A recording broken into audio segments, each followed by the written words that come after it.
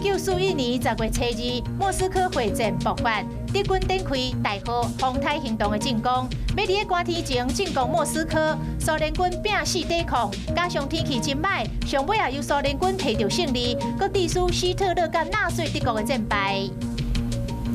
1990年10月初2，一台中国厦门航空的班机被劫持，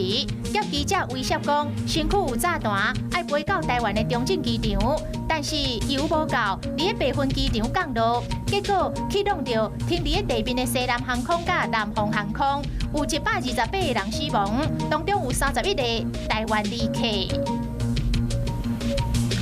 2015年10月初2，李倩蓉登上阿帕奇直升机，伫个面车翕相登卡，引发大风波。陆军的航空特战指挥部前中校的副队长刘乃成，被处分休职2年。